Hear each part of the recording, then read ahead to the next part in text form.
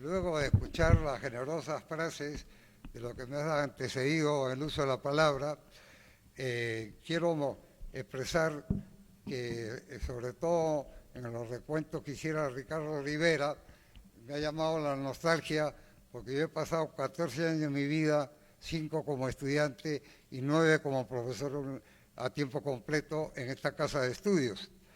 Y los 5 años que pasé como estudiante fui dirigente universitario. Y como dirigente recuerdo que pedí un curso de sociología argumentando que el agrónomo en el campo, en las zonas más alejadas del país, donde el gamonal imponía la ley y la ley era él, en frase de José Carlos Mariátegui, el campesino dirimía sus problemas con su mujer o con los vecinos, recurriendo al ingeniero agrónomo, que era la única autoridad cercana que actuaba como juez de paz. Y como pedí sociología, me pusieron la chapa que arrastro hasta hoy de comunista. Después la universidad reconoció y iba a cultivar al hombre y al campo, pero pasaron como 10 años. Entonces yo tengo muchos recuerdos de la Universidad Agraria, gratos e ingratos. Como estudiante fui propuesto para ser expulsado por la denuncia que planteaba. Y como profesor me salvó el voto dirimente de la Lora Rodríguez como rector, porque quisieron no solo no ascenderme, sino también votarme de la universidad. Porque siempre tuve una actitud de denuncia y propuesta. Y ahora lo que tengo con ustedes para compartir es denuncia y es propuesta. En un país donde se habla media voz, donde la gente calla, donde no existe la palabra del mudo, como escribía nuestro gran escritor, y yo diría que nuestra obligación es hablar en voz alta y decir las cosas como son. Y eso es lo que voy a compartir con ustedes. Y quiero aprovechar que está acá el señor rector para decirle que hará unos meses me acerqué a su despacho acompañado del paz rector Wilfredo Lévano a querer conversar con él. No estaba, lamentablemente, y vuelvo a pedirle una audiencia públicamente porque tengo muchas ideas para compartir. Creo que la universidad no levanta la voz en problemas nacionales en temas de su competencia.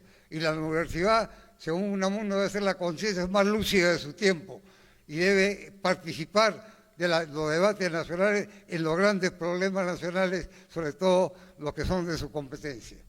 Entonces pido una audiencia públicamente al señor rector. Yo quiero decirle que tengo proyectos que pueden ayudar a la propia universidad. Por ejemplo, la cría de artemia. La artemia es un crustáceo muy pequeño, tiene el gran valor es que tiene 60% de proteína, con casi todos los aminoácidos esenciales. Y según el mejor especialista mundial en ese crustáceo, que es la base de la acuicultura a nivel mundial, ese crustáceo del Perú podía producir tanto, igual o más que la harina de pescado. Bueno, yo he estado en el Centro Internacional donde se estudia este crustáceo. He conversado con ese director y tengo proyectos concretos que la universidad podría acoger porque tiene laboratorios para hacerlo. Y así como ese tengo varios proyectos, pero tengo que ser escuchado. Entonces yo debería dejar de dar mi conferencia ahora y dedicarme a dialogar con ustedes sobre estos proyectos. Pero sería inoportuno, no sería lo correcto. Pero pienso y espero que me dé la audiencia, señor Héctor, para evitar ese problema. Bueno, yo quiero decirles que el tema del cambio climático, yo no soy una persona que vengo a improvisar. Tengo 2 libros publicados por la Universidad de San Ignacio de Loyola sobre el cambio climático. Vengo analizando hace más de 20 años y las cosas que voy a compartir ahora con ustedes son temas que he verificado. El primer tema tiene que ver con la disponibilidad de agua y voy a ilustrarlo con el tema de Xavi Moschik 3. ¿Me podría alcanzar el vaso de agua, por favor? Se me seca la garganta o los labios, no tanto por los nervios, porque estoy acostumbrado a hablar, sino porque ya estoy viejo. y por la emoción de reencontrarme con compañeros de estudio como el Colorado Sevilla y con algunos otros amigos.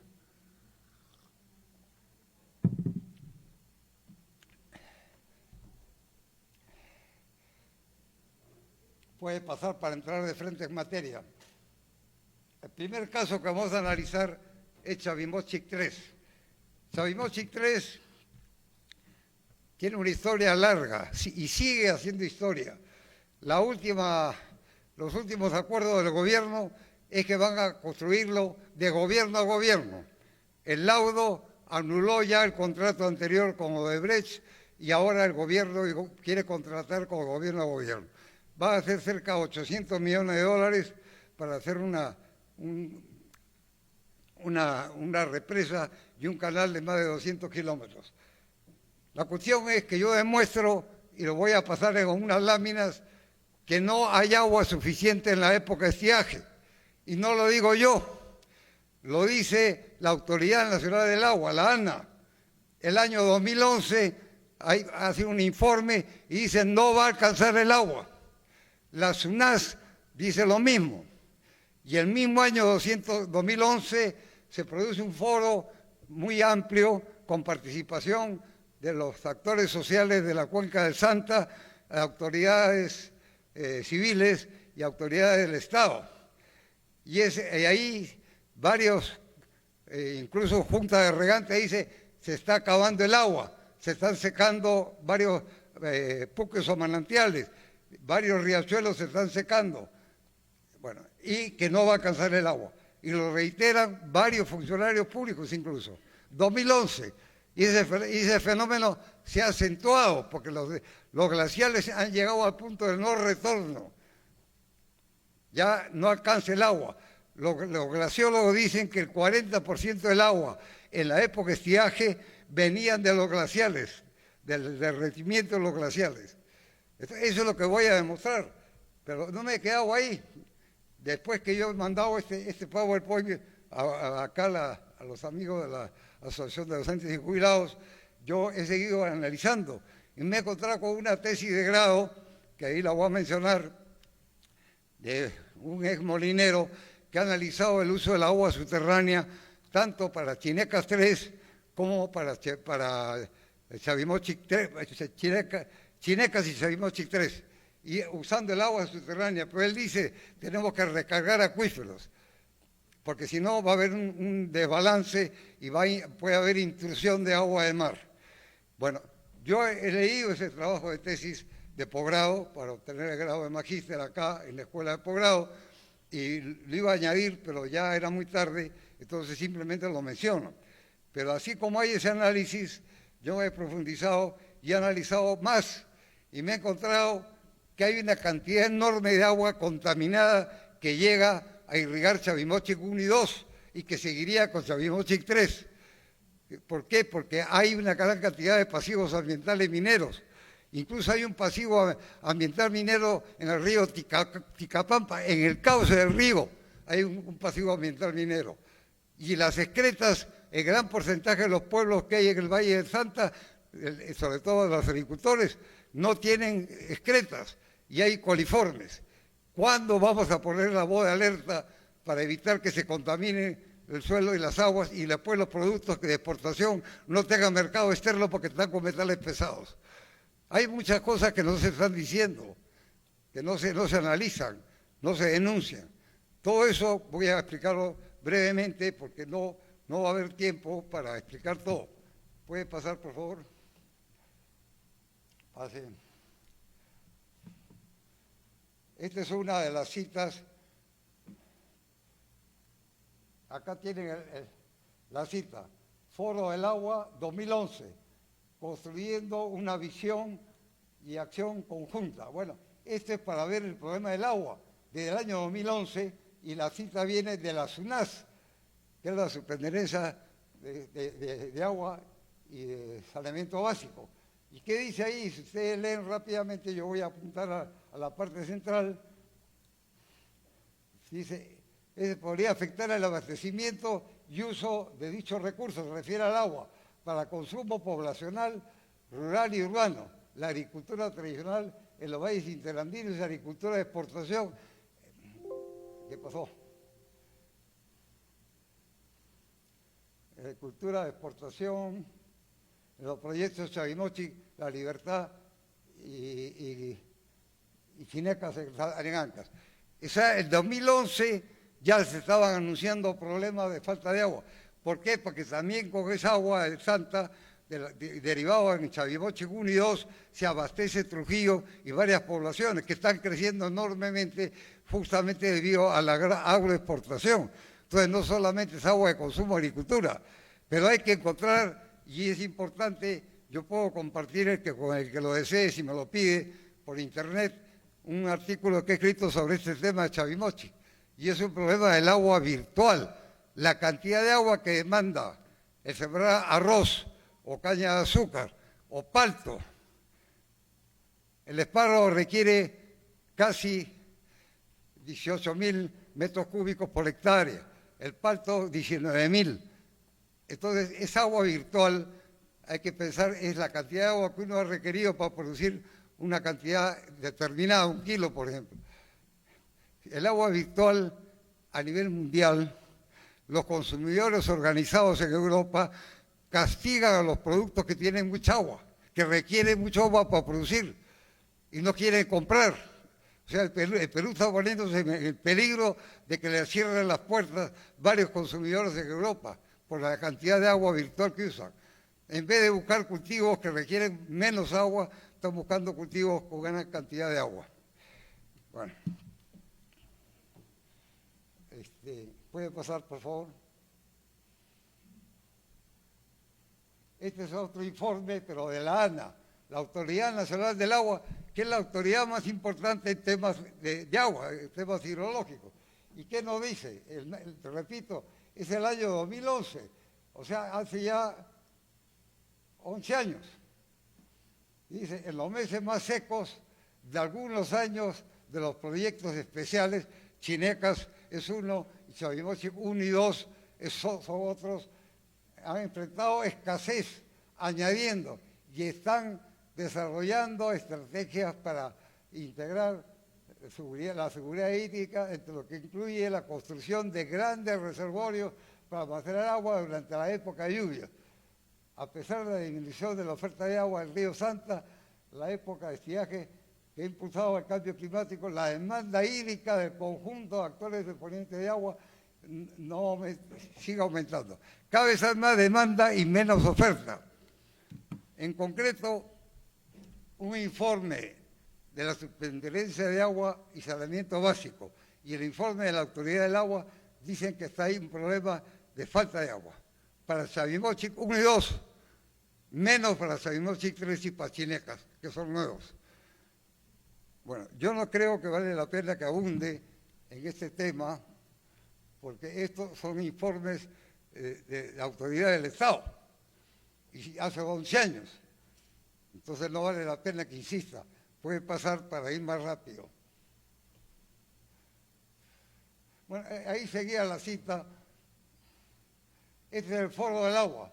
Este foro, repito, reunió el año 2011 autoridades del Estado, tanto el ANA como la SUNAS, el Ministerio de Agricultura, bueno, varias entidades, la sociedad civil, todo lo que son organizaciones de regantes, incluyendo la Junta de Usuarios. Es un informe bastante largo. Yo he glosado, he citado a unos dirigentes de comunidades, a unos dirigentes de Junta de Usuarios, a uno del Ministerio de Agricultura y a uno de la Liga Agraria. Y ahí encuentran ustedes afirmaciones como la que estoy indicando acá. Acá en este caso es de la comunidad campesina a través del señor que está indicado ahí, de la Federación Agraria Departamental de Ancash. Dice, el agua en las subcuencas está desapareciendo. Y los puquiales se están secando. La contaminación generada por la explotación demográfica y la falta de tratamiento del agua residual lo que yo le decía, gran parte de los pueblos no tienen cómo controlar las excretas y hay contaminación por coliformes. Siga, por favor. Otro ponente de los usuarios de riego a la cuenca, ¿qué dicen? Está presentando nuestra percepción de los usuarios de riego a la cuenca alta y media. La Junta de Usuarios del Callejón de Guaylas está ubicada en la Cordillera Blanca y Negra. Su alerta a la cuenca alta y media del río Santa cuenta con 35 comisiones, 40 comités y 58 usuarios. ¿Qué dice este dirigente? Pase, por favor. Su diagnóstico enfatiza que los usuarios resienten los efectos del cambio climático en ambas cordilleras y señala que ciertos ríos han dejado de aportar agua al río Santa en tiempo de estiaje, como es el caso de la cuenca de la Independencia, Huaraz, Chucún, Enmarcará, bueno, varios ríos, no voy a leerlos todos. Esto implica insuficiencia de agua para distribuir en todos los usuarios. La consecuencia que sufre con mayor intensidad en la cuenca, por la cuenca de los altos usuarios, debe incrementar su capacidad de control del agua. Bueno, yo no voy a seguir citando, porque son varios actores sociales, todos involucrados en la cuenca, y repito, del año 2011. Ustedes, este documento queda acá, ustedes pueden tomar después información. Puede pasar, por favor, ya esta temática, hasta llegar a las conclusiones nomás. ¿Puede seguir? Bueno, en resumen, lo que se refiere a Chavimochic es una situación muy grave que se induzca al Estado a invertir casi 800 millones de dólares en un proyecto que no tiene agua. Y repito, no lo estoy diciendo yo, lo está diciendo la Autoridad Nacional del Agua y están diciendo los usuarios del agua de la cuenca del Santa. Hay estudios de glaciólogos, que no lo he citado ahora por problema de tiempo, glaciólogos que analizan cómo ya llegaron a punto de ruptura. Ya se ha derretido tanto los glaciales que ya no aportan agua. En un momento que hay un punto de quiebre. Entonces, se calcula que es 40% del agua que aportaban los glaciales en la época de estiaje. Entonces, ¿por qué quedarnos callados? ¿Por qué aceptar que se cometa un daño al erario público y al imaginario popular? Yo creo que esto no podemos dejarlo pasar. Bueno, lo siguiente que viene se refiere a los principales efectos y consecuencias del cambio climático. Debido al incremento de la temperatura media del planeta y ocurriendo eventos extremos.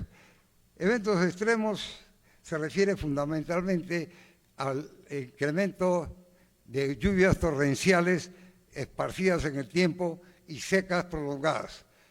Hay también heladas y granizadas, pero lo fundamental es menos disponibilidad de agua y cuando cae agua arrastra el suelo, hay más erosión. Yo traje y en una oportunidad quería conversar justamente con el señor rector el tema, se me ocurrió en base a un documento, un libro que publicó el año 2014 el Instituto de Investigación para el Desarrollo de Francia, el IRD, que tenía sede en una época en La Molina y después se mudó a la Dirección General del Agua. Este instituto investigó con 14 centros o laboratorios en los ríos que alimentan el río Amazonas y en el propio río Amazonas. Y tiene series históricas de 12 años que analizan la calidad del agua y también analizan los volúmenes de agua y los sedimentos. Y como están sentados no se pueden caer, le doy la cifra de la cantidad de sedimentos que arrastra el río Amazonas provenientes en gran porcentaje de la cuenca de la vertiente del Atlántico en la vertiente oriental de los Andes. 1.300 millones de toneladas de limo por año.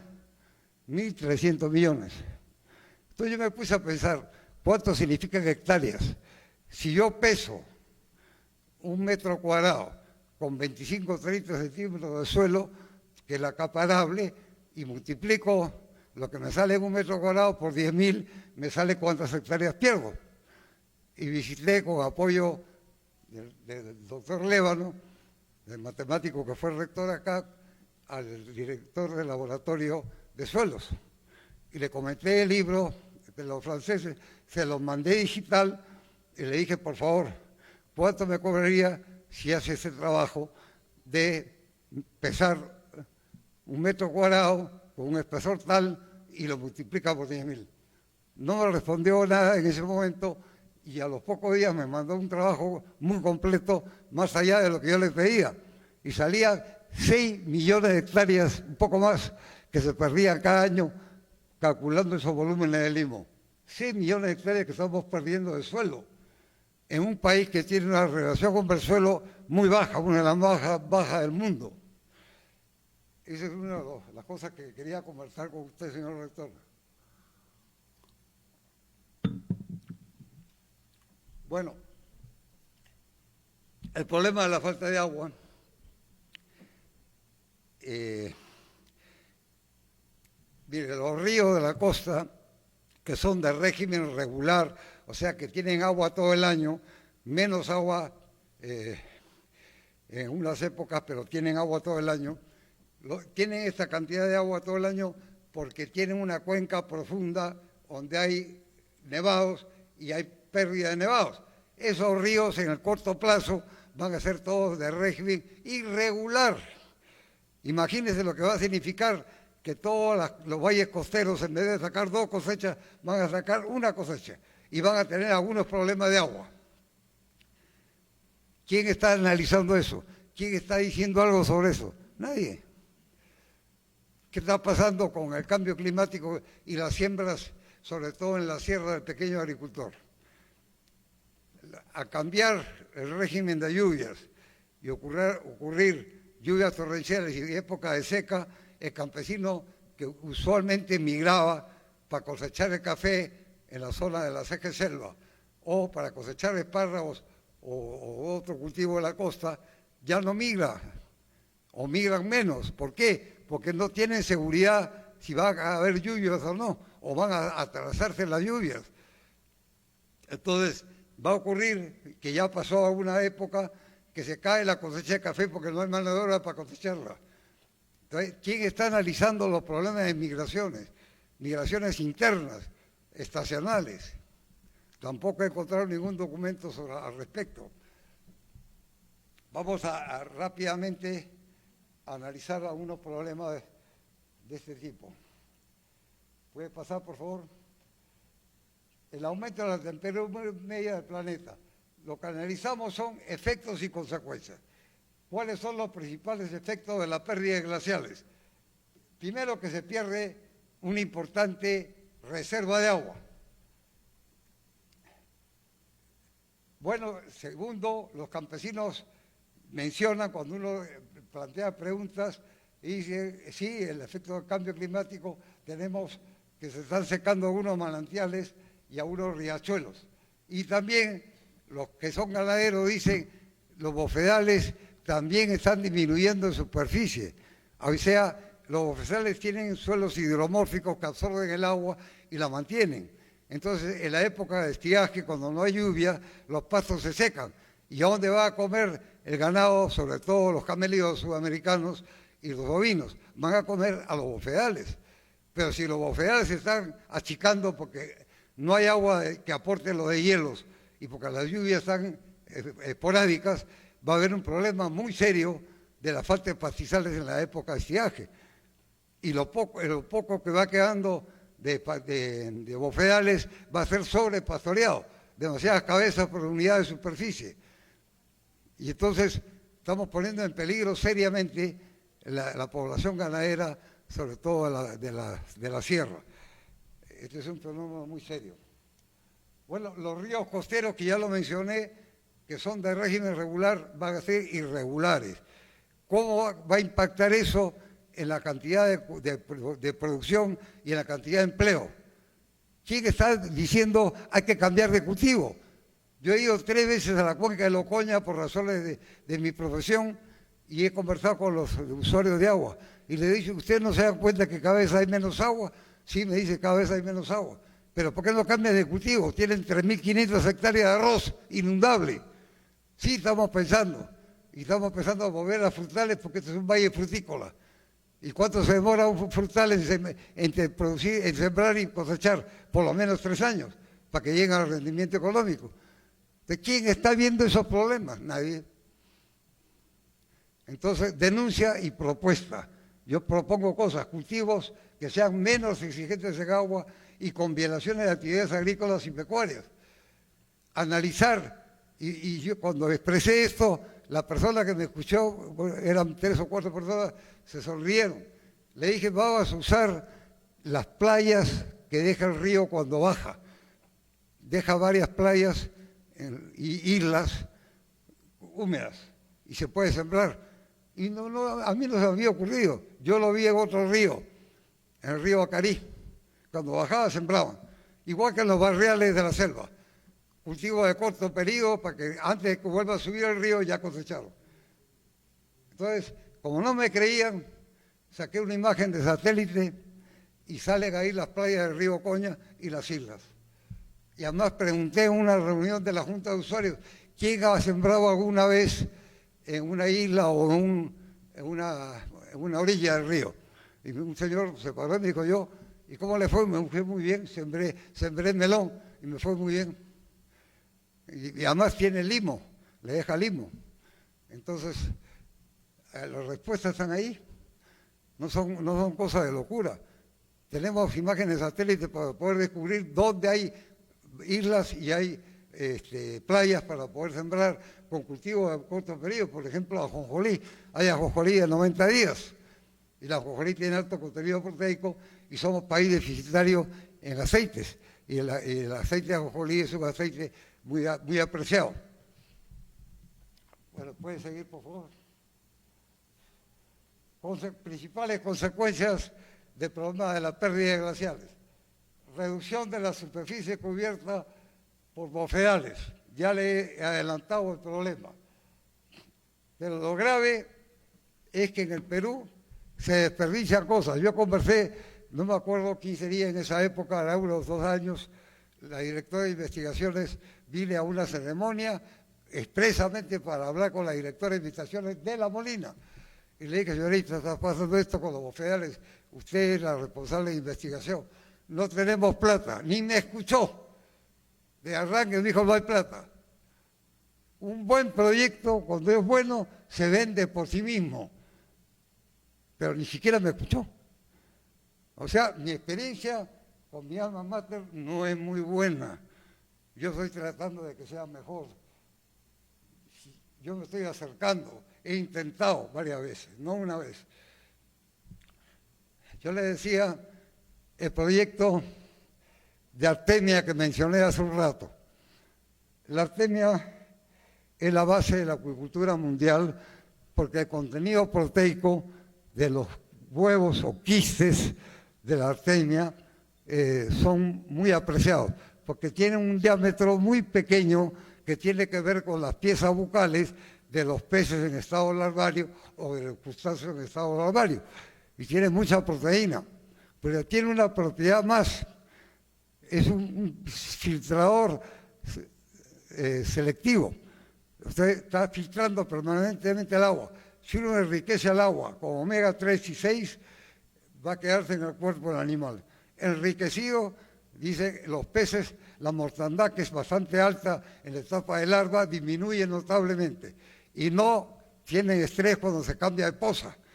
Esto está en el libro de la FAO y escritos por el doctor Sorgelos, que es el especialista a nivel mundial, que es el director del Centro Internacional de Referencia de la Artemia, que yo he visitado en la Universidad de Gant, en Bélgica. Y él dice que Perú podía producir, como ya le digo, igual o mayor cantidad que la línea de pescado en artemia para abastecer el mundo, que es deficitario a nivel mundial de artemia, porque muchos peces y crustáceos comen piezas que se mueven, no pueden comer pienso, o sea, material inerte, tiene que moverse para que coman, igual que la rana. La rana atrapa moscas o polillas, pero tienen que moverse. Entonces, es insustituible la artemia. Y el Perú tiene, repito, condiciones totalmente ventajosas para producir este crustáceo.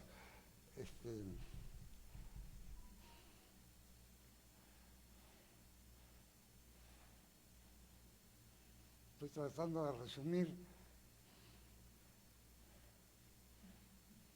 Bueno, ya hay un problema de falta de agua. Yo he estado en Abacay cuando tienen agua medida, 3 horas al día. Y hay varios lugares en la sierra que están así. Y le comenté a un ingeniero agrícola de La Molina este problema de la insuficiencia de agua y la posibilidad de captarla en las cunetas. Las cunetas en las carreteras ya están hechas, están ahí, y captan miles y millones de metros cúbicos en la época de lluvia. Y en lugar de ser útil, hacen daño porque la botan a las quebradas y causan erosión.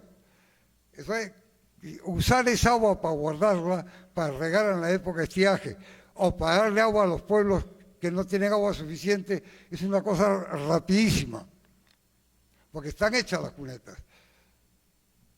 Me preocupé tanto que busqué a unas ONG, estoy hablando de unos 4 años, y al dirigente de los municipios rurales, y para ver si podían interesarse en este proyecto de usar las cunetas para captar agua. Logré llegar hasta el director de planeamiento del Ministerio de Vivienda, y de Carreteras y Vivienda.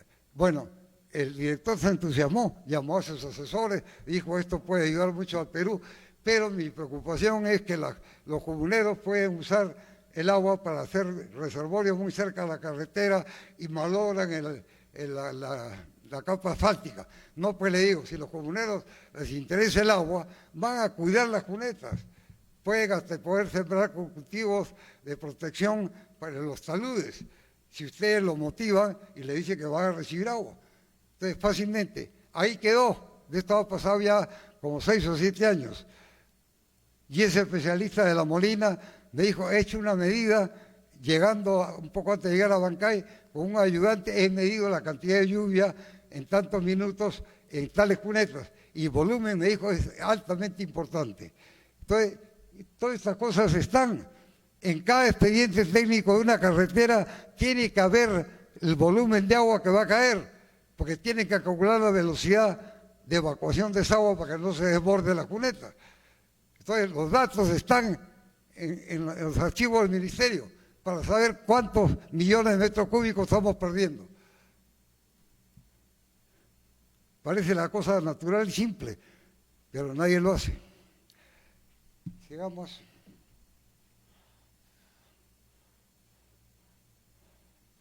¿Puede pasar, por favor? Siguen las consecuencias. Esto es muy grave. El chuño es un liofilizado en frío. El liofilizado que se usa normalmente en agricultura o en una industria es liofilizado en calor para botar el agua. Siendo en frío no se naturalizan las proteínas ni se pierden las vitaminas, porque es en frío. Y el chuño, según los especialistas, un buen chuño puede durar más de 20 años sin malograrse. Yo he ido a comunidades campesinas, las últimas veces que he estado, ya hace unos 10 años, no podían producir chuño porque no había frío suficiente. ¿Dónde están los médicos que están analizando un fenómeno que va a producir hambre y mayor desnutrición de la que ya existe? Mayor mortandad infantil. Si no producen chuño, la papa amarga, ¿para qué le va a servir? Y van a estar con problemas de hambre. ¿Puede seguir? Esta es otra expresión del problema de cambio climático. Y acá llamo la atención tanto a los agrónomos como a las personas que les interesa que las comunidades campesinas mantengan su identidad.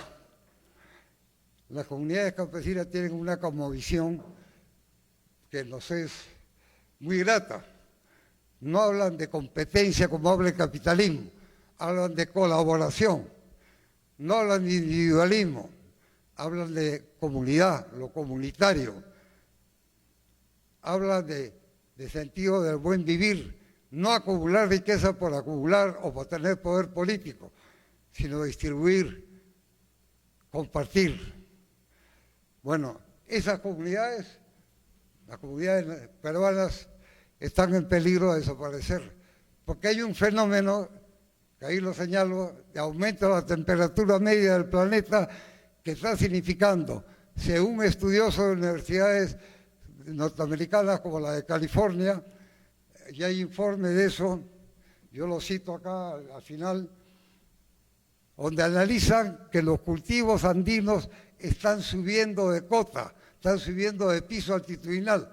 Cultivos que estaban en el piso quechua están subiendo a la Jarca o a la Puna. Y eso yo lo he comprobado. Está pasando en la selva alta. El cacao estaba a 700 metros, ya está a 1000 metros. Entonces, los doctores, ¿qué dicen? El aumento de la temperatura ha significado a nivel mundial que se incremente la frontera agrícola, o sea, el suelo pasible de ser agrícola, en 30% a nivel mundial. Y dice, en el hemisferio del norte y en la alta montaña. En nuestro caso, en la alta montaña. O sea, se están comenzando a volver cultivables los pisos de Puna y Jalca. Yo lo he comprobado en una comunidad en Andahuaylas, no me acuerdo el nombre ahorita, ya vendrá a la memoria. Esta comunidad tiene 20.000 hectáreas. Ya había papa dulce a 4.000 metros. Antes no pasaba de 3.800. Entonces, hay varias consecuencias, ¿no? Pero la más importante es que comienzan a parcelarse porque siembran las tierras que eran de pastos y de bosques, que eran comunitarias. Y se vuelven individuales o familiares, de usufructo familiar, porque la Constitución no permite vender ni enajenar las tierras comunales. Pero al fraccionarse, al entrar la economía mercantil, al entrar la lógica del mercado, eso está analizado por muchísimos autores, comenzando por Marx, ¿no? Entra la economía mercantil y la gente comienza a acumular. El fin de la producción no es satisfacer necesidades humanas, el fin de la producción es producir mercancías, realizar el valor de cambio, no el valor de uso.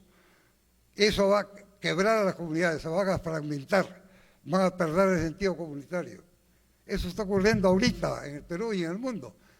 Donde ocurrió primero, mejor dicho, donde ocurrió y fue estudiado primero fue en Bolivia, con la quinoa real. Yo he tenido la suerte de ir varias veces a Bolivia, he hecho un trabajo con Naciones Unidas también por 9 meses y lo comprobé. La quinoa era quinoa de exportación en comunidades quechuas y aymaras, sobre todo quechuas, y exportaba la quinoa real con mucho éxito. Y entonces cuando comenzaron a subir los cultivos y podían sembrar en tierra de pastos y de bosques, comenzaron a acaparar tierras. A unos compraron tractores para poder arar. Entonces, encima de que se produce una quiebra de las comunidades, una fragmentación del sentido comunitario, se produce erosión, porque la tierra de pastos y de bosques cubren el suelo. Los cultivos en limpio, que se llaman, no cubren el suelo sino una época del año. Entonces, la erosión ha aumentado. Entonces, esa erosión que yo he mencionado, que determina 1.300 millones de sedimentos en el río Amazonas de toneladas por año, se va a incrementar más y vamos a perder más suelo. Bueno, esta información está en el pie de abajo.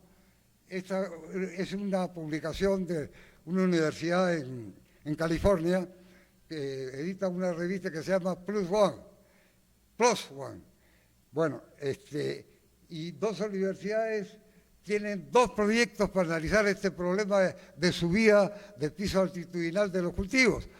Uno se llama Coñipata, un nombre más largo, se los puedo dar, los tengo, y otro se llama Gloria, que es la abreviatura de monitoreo sistema de cultivos que suben. Bueno, esta información nadie la está manejando.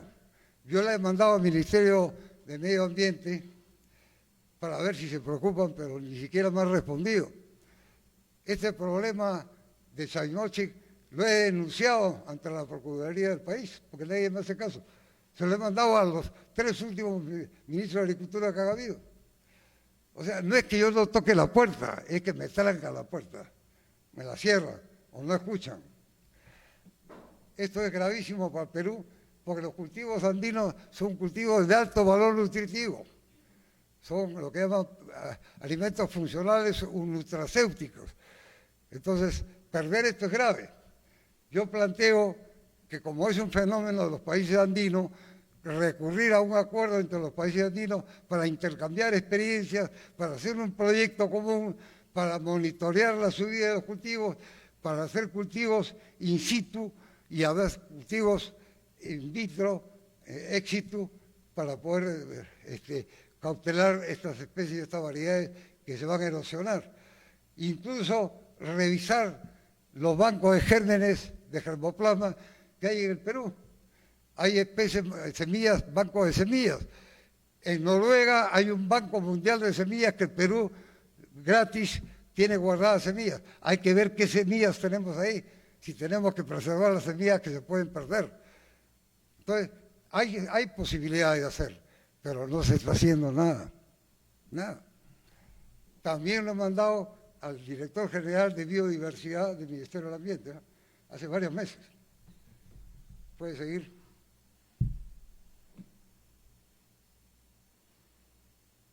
Bueno, ya he mencionado la pérdida de identidad de las comunidades, porque al entrar la economía mercantil a producir mercancías y realizar el valor de cambio y no de uso, se altera totalmente la lógica de la producción. La racionalidad capitalista es reducir todo a mercancías, a lucro, a tasa de ganancia. Eso está entrando a toda velocidad. Entonces, para aquellos que sueñan que las comunidades pueden ser nuestras aliadas para un cambio cualitativo, bueno, se van a llevar un tremendo susto cuando se den cuenta que ya no existen. Bueno, puede seguir porque ya mencioné todo eso.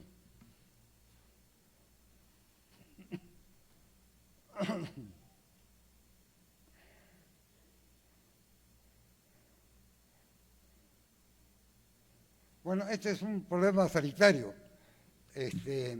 Al aumentar la temperatura se reduce el tiempo de producción de los insectos, de reproducción. Entre huevo y larva y adulto se acorta por aumento de la temperatura. Aparecen más enfermedades fungosas que requieren humedad y temperatura, ¿no? Entonces el peligro que ya tenemos, el peligro que muchos vectores, como el dengue, ya no están en la selva o en la seca selva, ya están en la costa. Y así va a haber varios, puede ser que la UTA, que produce también la verruga, puede llegar o aparezcan nuevos insectos, o la chirimacha que produce el mal de Chagas. Entonces, todo esto ya debería motivar a los médicos. Bueno, ya lo mencioné, puede pasar. Finalmente dice, se incrementan las posibilidades. Ah, no, ya está bien. Ya está mencionado, Puede seguir. Eventos extremos. Fíjense ustedes, yo he estado revisando varias cuencas y me he encontrado que algunas cuencas, concretamente en el Ocoña, me encontré que había quebradas ciegas donde botaban relaves de minas.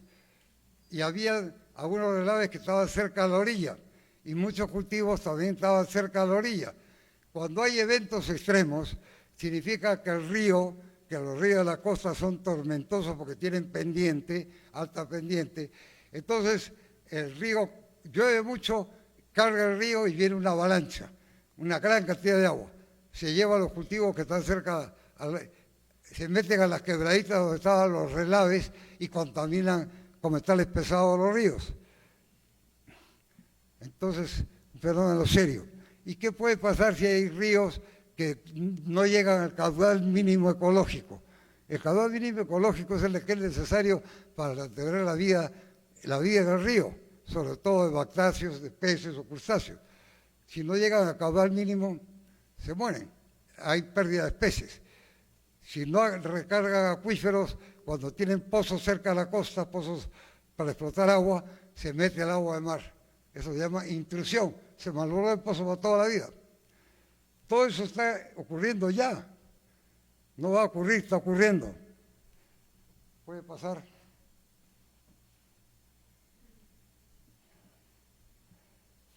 Bueno, ¿qué otros efectos importantes hay? va a aumentar los índices o las tasas de desnutrición, de pobreza, de mortalidad infantil.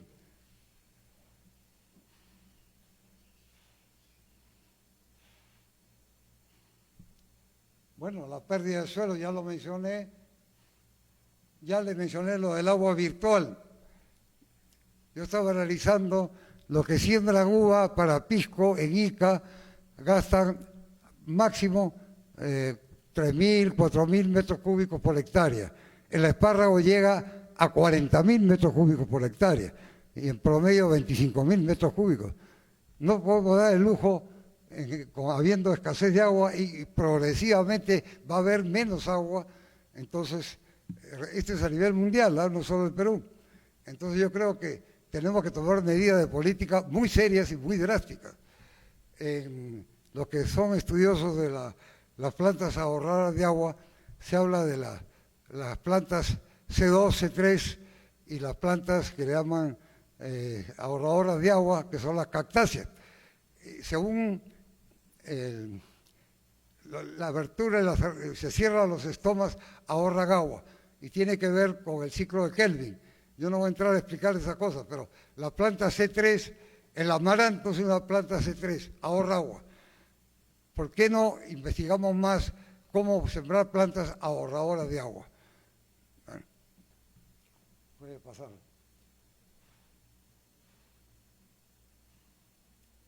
Bueno, esto es un fenómeno que ya uno lo encuentra permanentemente cuando conversa con los campesinos en la sierra.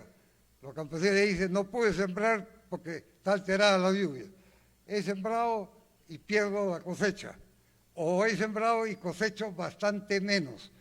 Eso es lo que está ocurriendo en general. Entonces, ¿qué está ocurriendo? Conflictos por el agua. Conflictos entre comuneros y conflictos entre comunidades. Eso lo pude constatar hace un par de años en Catac. Es una comunidad que queda al inicio del Valle del Santa. Bueno, puede pasar. Consecuencias. Aumenta la migración definitiva. En la provincia de Grau, que es una de las provincias más pobres de Abancay, he constatado migraciones estacionales y migraciones definitivas. Porque cuando campesinos pierden sus activos, que es la tierra y algún ganado, por el cambio climático, la falta de agua y la incidencia se produce 2 años seguidos, el campesino no le queda sino vender su fuerza de trabajo y migrar. Entonces ya hay un problema de migración más fuerte. Eso va a ser un problema trasladar de la sierra a la costa los problemas no resueltos. Más pueblos jóvenes, más hacinamientos humanos, menos atención pública, en fin, lo que ya sabemos, descontento, violencia.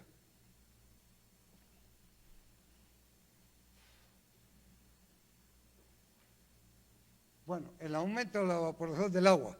En el Valle del Colca, al cual he ido en varias oportunidades también para hacer varios análisis, me encontré que los campesinos dicen, Desco nos ayudó, mejoramos nuestros pastos, mejoramos la eficiencia de riego, colocamos riego tecnificado, aumentamos la cantidad de tierra para cultivos y mejoramos nuestro ingreso. Y con inseminación artificial logramos ganado mejorado. En lugar de producir 4 litros, ahora producimos en promedio 10 litros. Estaban contentos. Pero ¿qué ha pasado con el cambio climático? Menos cantidad de agua. Entonces ya no tienen pasto suficiente para la cantidad de ganado. Entonces ha comenzado a retroceder. Pero el fenómeno se está agudizando porque el agua de hielo de la cadena del Chila, que es una cadena de nevados, se está derritiendo a una velocidad enorme. Entonces, los andenes son 10.000 hectáreas de andenes que hay, no hechos por los incas, por los pre-incas. Eran los coyaguas y los cabanas que hicieron esos andenes. De esos 10.000, como 8.000 están en uso, pero es riego por inundación. Entonces hay percolación y pérdida de agua y hay evaporación. Y los campesinos dicen, antes yo podía trabajar de sol a sol con un sombrero, Ahora quema el sol tanto ni con sombrero, tengo que ponerme a la sombra de un árbol un rato porque me quema y el agua se evapora. Hay evapotranspiración. Entonces tienen que regar más frecuente cuando hay agua o simplemente que se pierda la cosecha. Son constataciones que yo he hecho en el campo, no me las han contado. Bueno, esto ya lo mencioné, los 1.300 millones de toneladas que se pierden en el Amazonas, que significan 6 millones de hectáreas de suelo perdido. Puedo pasar. Propuestas destinadas a minorar los efectos y consecuencias. No hay varita mágica. No podemos contener los problemas que están ocurriendo. Podemos adaptarlos en parte. Fíjense, han ocurrido 27 COP, se llaman Conferencias de las Partes. ¿Quién van? Van delegados de los países, los presidentes de la República muchas veces, van ministros de Medio Ambiente, van autoridades del Estado en general, la sociedad civil organizada, ONG, y va población que está en contra del cambio climático en protesta. Bueno, son miles de ciudadanos que se reúnen cada 2 años, 27 reuniones, millones de dólares gastados. ¿Qué han logrado? Solamente un acuerdo era vinculante, el de Kioto al comienzo, que no lo cumplía ni Estados Unidos ni la China. Y después ninguno es vinculante. Prometen hacer cosas. Y por eso han fracasado todas las conferencias de las partes. Entonces, ¿qué nos queda? Adaptarnos. Ya no podemos pensar que van a contener la emisión de gases de efecto invernadero. No es una resignación, lo digo con rebeldía y con rabia, pero está ocurriendo en nuestras narices, repito. Entonces tenemos que adaptarnos. Y adaptarnos significa ponernos en movimiento, ir al encuentro de los problemas, ver cómo los solucionamos, enfrentarlos. Y estamos pasivos, estamos mirando que la cosa ocurra. Porque no es para mañana, no es para pasado, es para hoy, ya está ocurriendo. Bueno, ahí hay algunas propuestas. Dice, para evitar y minimizar el estrés hídrico. Miren, yo voy a ir muy rápido porque ya me ganó el tiempo. Ahí menciono zeolita. ¿Qué cosa es la zeolita? La zeolita es un no metálico que es de origen volcánico. Existe en la zona sur del Perú donde hay más volcanes. Bueno, la zeolita tiene la propiedad de, si uno la coloca al lado del agua, de una planta, cuando llueve absorbe hasta el 30% de su peso en agua y la suelta lentamente. Yo le llamo un retentor dispensador de agua. Si nosotros colocamos un poco de zeolita al lado de los cultivos, vamos a evitar el estrés hídrico, vamos a salvar las cosechas, o por lo menos evitar que se pierda toda la cosecha. Y existe en el Perú el producto. Cuando lo conté, el Ministerio del Ambiente me dijeron, ¿y a dónde hay en Perú, en el sur? Ah, no, pero ¿en qué sitio pues? Ah, ustedes creen que yo soy una cadena. Yo soy un eslabón en una cadena.